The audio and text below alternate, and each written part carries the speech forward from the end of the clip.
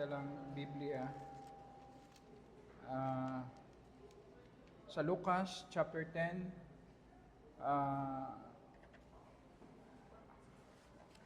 Lucas chapter 10, verses 38 to 42, tungkol kay Maria at kay Marta. Bigla lang po akong nagpalit na parang ito yung akma para sa ating tema ngayong linggo. Lucas chapter 10, verses 38 to 42.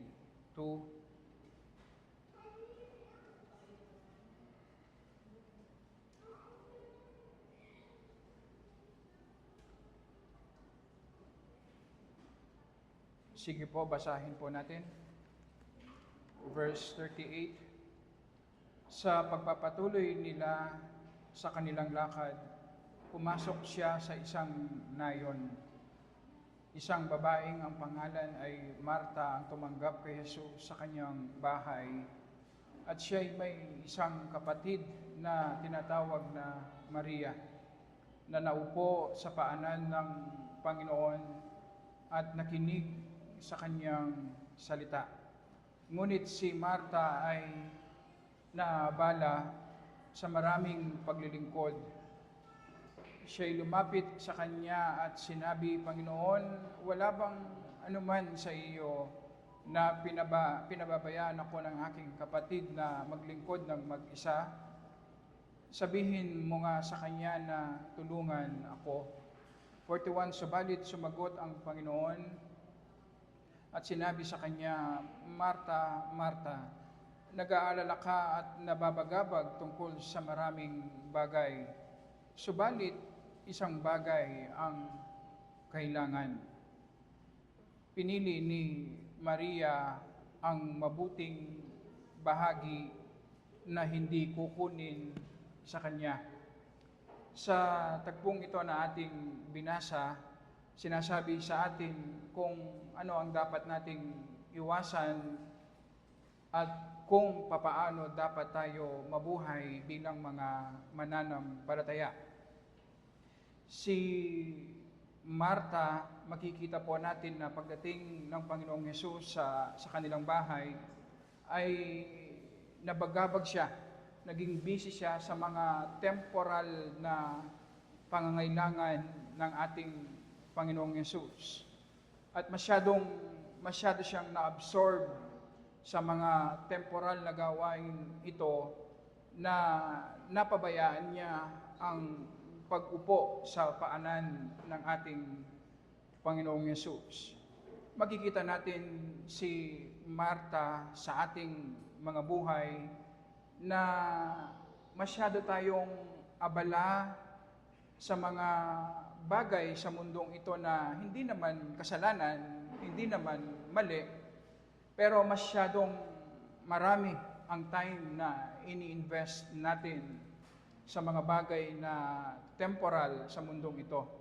Si J.C. Ryle ang nagsabi na maraming mga Christians ang public sin, ang paggawa ng kasalanan, ang nakakasira sa ating mga buhay, pero karamihan, sabi niya, hindi ito ang paraan kung papaano po nasisira ang buhay ng mga mananampalataya. Ang kadalasang paraan kung papaano po nasisira ang buhay ng mga mananampalataya ay nagiging abala tayo sa mga bagay na, ang sabi ng ating Panginoong Hesus, hindi naman kailangan. At nagre-require ng wisdom para makita po natin sa disenyo ng Panginoon sa ating mga mananampalataya, ang main goal ng salvation ay para ilapit tayo, i-reconcile tayo sa Panginoon. Isa sa pinag-aralan natin na isang bunga ng kamatayan ng Panginoong Hesus ay nagkaroon tayo ng access sa Diyos. At sa eternity, sa glory, ang main reward natin ay ang Panginoon mismo. So sa disenyo ng Panginoon, tayong mga mananampalataya ay mahahanap natin sa Panginoon mismo ang kasiyahan, ang satisfaction, ang prosperity ng ating kaluluwa. Kaya sa ating binasa, pinuri ng Panginoong Yesus si Maria na si Maria agad-agad umupo siya sa paanan ng Panginoong Yesus. Ang sabi ng Panginoon sa kanya, pinili ni Maria ang mabuting bahagi, yung good portion. Kapag pumupunta tayo sa Jollibee o sa KFC, nag-order tayo ng chicken, fried chicken. Hindi ba, ano yung part na nire-request natin palagi? Yung thigh part, kasi yun ang good portion ng manok, yun ang masarap na bahagi ng manok, malambot, malinamnam. Yun ang palaging pinipili natin. Sa ating mga mananampalataya, ang mga bagay sa mundong ito, kayamanan, posisyon, popularity, mabubuti ang mga yan, hindi naman masama. Pero ang sinasabi ng ating Panginoong Yesus, merong mabuting bahagi, yung good portion, yung pinakamasarap, na tunay na kailangan ng ating kaluluwa ay ang Panginoon. Pinag-iisipan ko habang pinagpaplanuhan ko yung kakanin namin, kasi gusto namin maging healthy yung pagkain namin sa bahay. Iniisip ko lang, minemeditate ko sa sarili ko, masyado tayong nasanay sa mga unhealthy food. Halimbawa, iniisip ko, kung gusto kong ma-relax, gusto kong kumain ng masarap, ano yung pagkain na gustong-gusto kong kainin? Hindi naman paksiw. Sabihin ko kay Sister Rina, tara magluto tayong paksiw, gusto kong mag-relax. Hindi po, hindi yung gulay, hindi yung salad. Yung unang naisip ko, yung milk tea, yung frappuccino, yung pizza, yung pasta. Yung kasi yung alam ko na nakasanayan ko na masarap. Hindi yung talagang masustansya. Kasi hindi ko nakasanayan yun. Alam niyo po ba, spiritually, kapag gusto nating maging masaya, ang default setting natin, bumabalik tayo, gusto nating maging mayaman. Maraming pera, masarap na pagkain, magandang bahay, magandang sasakyan, maging popular, magkaroon ng posisyon, para respetuhin ng mga tao. Ito yung default setting natin na kailangan nating itama. Kasi hindi tayo sanay na ang Panginoon mismo ang na-enjoy natin. Ang Panginoon mismo ang nagbibigay ng security sa atin. Kahapon, kapag meron ding time, pupunta kami sa Clark pag Sabado, para lang maarawan yung mga bata, at the same time, ma-relax. Yung jogging pad doon, maraming halaman. Presko po doon, presko. Tsaka libre, yun po, maganda, libre. Nandun kami, nakaupo lang, kumakain ng bayabas, kasi healthy nga, healthy daw. Habang nakaupo kami, may nakita akong mag-asawa, matanda, siguro nasa 70 na. Mag-asawa, silang dalawa, may dala silang table, may dala silang pagkain, upuan, nasa tabi lang sila, may baon sila, nag-aalmusal sila doon. At habang minemeditate ko, pinag-iisipan ko, especially ngayong panahon ng maraming corruption, madaming mga mayayaman na involved sa corruption, na naging miserable ang kanilang buhay ngayon, makita mo, naisip ko lang, simple lang ang buhay. Simple lang ang buhay. Pagdating sa mga material na bagay sa mundong ito, ang direction dapat natin, paunti ng paunti yung kailangan at kinokonsumo natin. Kasi nagiging kontento tayo sa Panginoon. Kapag nag-i-increase yung capacity natin na i-enjoy ang Panginoon, kumokonti yung desire natin sa mga bagay sa mundong ito.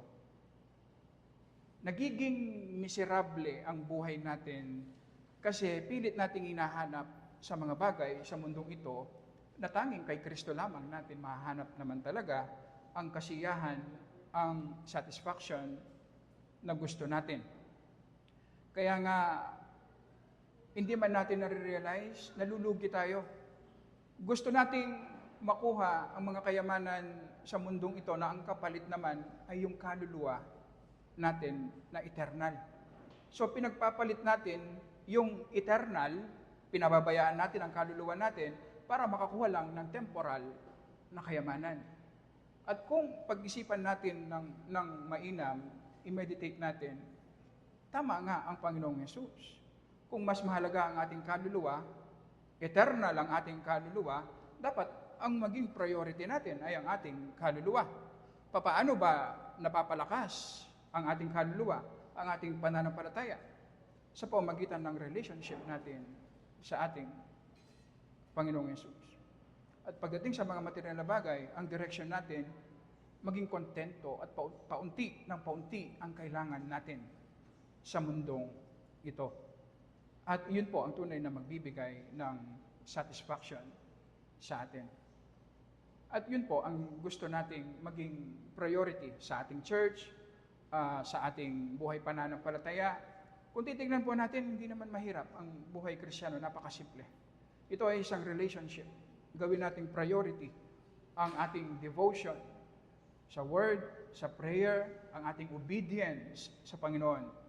At kapag consistently ginagawa natin yan, magpa-follow ang lahat. Ganon din sa ating church. Simple lang, hindi po mahirap. Madami pa tayong hindi alam. Pero marami tayong alam na kailangan nating i-practice at sundin. At meron tayong Word of God na kailangang pag-aralan, i-meditate, i-examine natin ang ating sarili, i-devote natin ang ating time sa Word of God, at maging seryoso tayo sa pagsunod. At alam niyo po ba, kapag ginawa natin ito, ililid tayo ng Panginoon. Lahat ng gawin natin, ibibless ng Panginoon. Kapag ang Panginoon ang nagkokontrol sa ating church at sa ating mga buhay. At doon tayo magiging masaya. At kapag naranasan natin ang Panginoon, hindi natin aasamin. Hindi man tayo magpapagal para makakuha lang ng maraming kayamanan sa mundong ito. Mamamatay yung worldly desire. Mamamatay yung pagnanasa natin sa mundong ito. Kasi nasa-satisfy tayo sa Panginoon. So kung merong ganong desire sa atin ngayon, worldly desire, na gusto nating magkaroon ng maraming kayamanan sa mundong ito, ang ibig sabihin, hinahanap natin ang Panginoon. So, yung desire mo,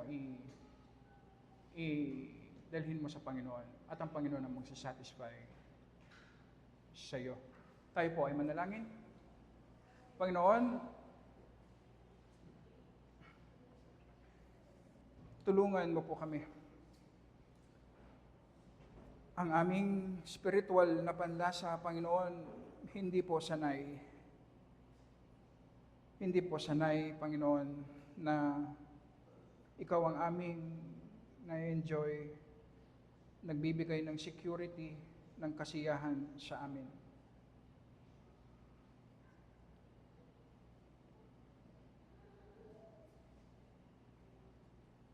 Maliban na lamang, Panginoon, na ikaw ang kumilos, ang iyong Holy Spirit, Panginoon, hindi ka namin mararanasan. Ang gusto po naming maranasan bilang isang church, individually bilang mga mananampalataya, Panginoon, ay ikaw, hindi po ang ministry, hindi po primarily ang kayamanan ng mundong ito, kundi ikaw, Panginoon, dahil ito ang nakamit ng krus ng aming Panginoong Yesus para sa amin, na nagkaroon kami ng access ngayon sa iyong banal na trono. At alam po namin, Panginoon, nakasalalay dito ang prosperity ng aming kaluluwa, ang usefulness namin bilang mga mananampalataya, ang aming joy, ang quality ng buhay namin sa mundong ito. Maging gracious ka, Panginoon, na i-lead mo kami sa daang ito na ikaw ang inahanap, dinidesire, at nararanasan ng aming mga buhay ng iglesyang ito, Panginoon. At sa iyong wisdom, sa iyong kaparaanan, ay gamitin mo ang church na ito para sa expansion ng iyong kingdom at para sa glory ng iyong pangalan. Tulungan mo po kaming mag-rejoice ngayong umaga, Panginoon, na sineselebrate po namin ang iyong katapatan. Ang church na ito ay nakatayo, Panginoon, at magpapatuloy ito, Panginoon, dahil lamang sa kapangyarihan ng iyong biyaya.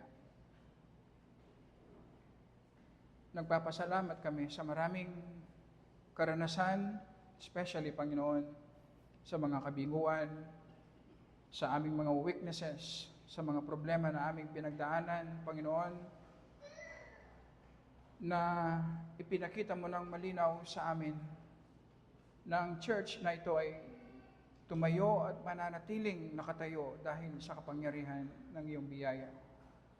At ito ang victory na nakamit ng aming Panginoong Yesus nung siya ay nag-resurrect mula sa mga patay.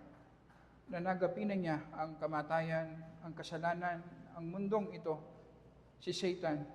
Kaya naman, ang church mo, ang iyong gawain, Panginoon, ay magpapatuloy hanggang marating namin ang glory, Panginoon. Nasa labanan po kami na sigurado ang tagumpay. At ito ang gusto po namin i-celebrate, Panginoon, sa aming pagbabasa ng iyong banal na salita, sa aming pag-awit, Panginoon. Tulungan mo po kaming mag-worship. Iudyukan mo ang aming mga puso, Panginoon, na mag-worship sa iyo habang nakikita at nababasa na awit namin ang iyong pag-ibig para sa amin na makasalanan. Sa pag-aaral namin ng iyong banal na salita hanggang sa Sunday School, Panginoon, dalangin po namin na i-bless mo po ang iyong mga salita na aming maririnig. Hiwalay po sa kapangyarihan ng iyong Holy Spirit, Panginoon. Imposible pong mag-benefit kami. Tulungan mo po kami.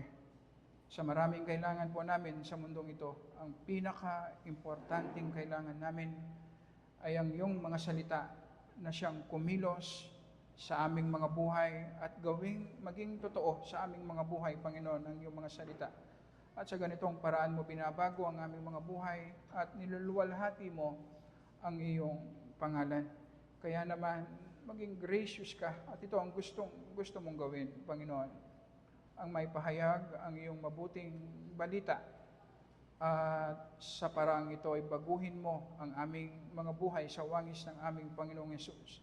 I-expand mo ang iyong kingdom at maluwalhati ang iyong pangalan. Sa pangalan po ng aming Panginoong Yesus. Amen. Amen.